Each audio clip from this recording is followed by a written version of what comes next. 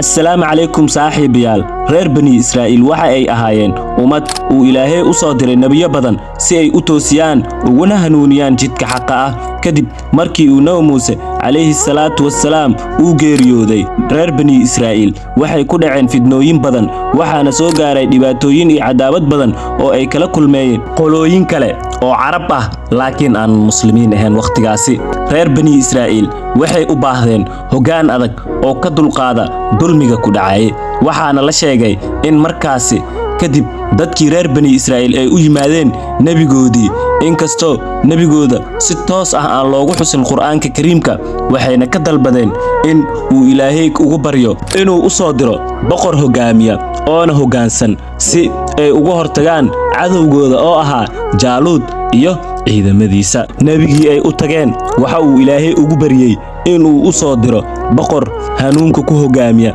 Ilaahayna waxa uu u soo diray in Jaaluud uu u noqdo boqorka ay raaci doonaan si kastaba ha ahaatee qaar ka mid ah dadka reer bani Israa'iil waxa ay diideen in ay Jaaluud aqbalaan boqornimadiisa iyagoo ku doodaya in uusan ahayn qof hodan ah nabigoodana waxa uu sheegay inay tahay tan amarka Ilaahay isla markaana Jaaluud uu leeyahay aqoon xigmad iyo jir xoog leh sidaas daraadeedana ay tahay in ay raacaan oo ay la dagaalamaan Jaaluud reer bani Israa'iil waxa ay diideen hogaaminta Jaaluud laakiin alle waxa uu ku dhahay aniga ayaa doortay waana qofka hogaaminaya reer bani Israa'iil waxa ay ku diidayeen Jaaluud reer bani Israa'iil Jaaluud wuxuu ahaa dadka dameerada dadka biyaha ugu dhaamiyo oo wuxuu lahaa dameer laakiin mid kamid ah waxyaabaha uu Ilaahay ku xaqiijiyay boqornimadiisa Jaaluud waxa ay ahayd soo celinta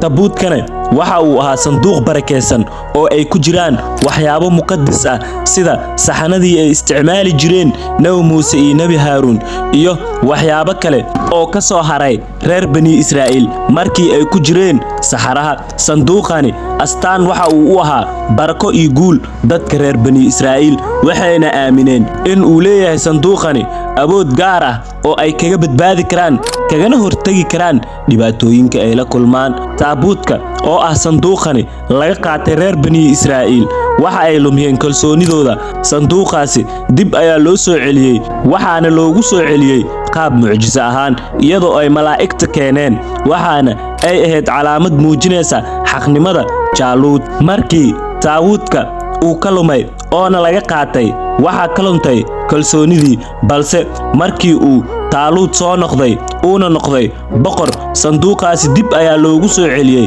qaab mucjiso ahaan ah ayadoo ay u keeneen malaa'igtu waxa ayna ahayd calaamad muujinaysay xaqnimada Jaaluud iyo in uu yahay boqor caadil ah isla marka uu Jaaluud noqday boqorka wuxuu abaabulay ciidan uu u hogaamin doono dagaal ka dhan ah Jaaluud oo ahaa isna markaasi nin awood badan oo ciidan xoog leh watay markii ay sii socdeen Jaaluud waxa uu ciidankiisa ku amray in uu ka qaadi doono imtixaan marka ay gaaraan wabiga waxa uu markaasi soo marsiyay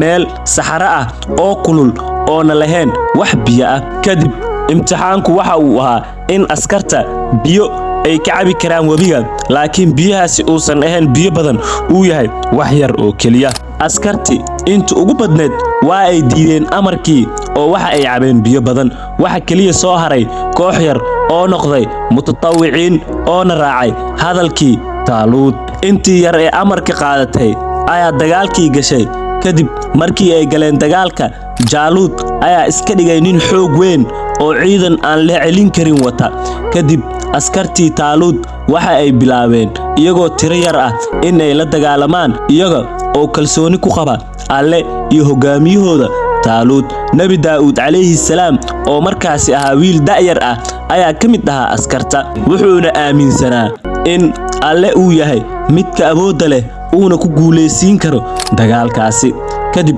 markuu dagaalkii qarxay Nabi Daawud ayaa la kulmay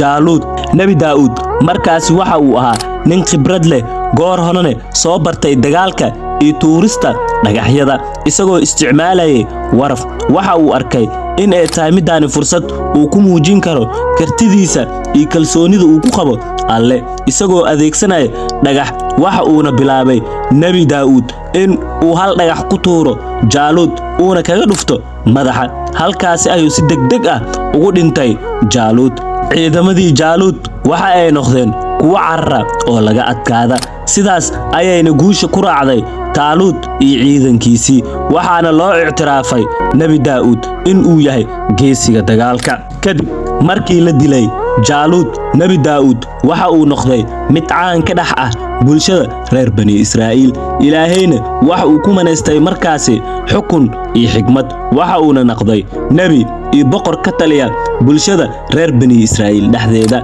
Nabi Daa'uud waxa uu ku xukumay reer Bani Israa'iil si cadaalad ah, wuxuuna ku guuleystay in uu dadkiisa ku toosiyo cibaadada Alle iyo in uu u dhiso boqortooyo adag oo ku dhisan cadaalad iyo xaqnimo ah. Taabuudkana waxa uu sii ahaa astaan sii jirta oona barakeysan, oona u muujisa guusha iyo barakada ay ku jirto raacista amarada Ilaahay iyo sugidda xaqa.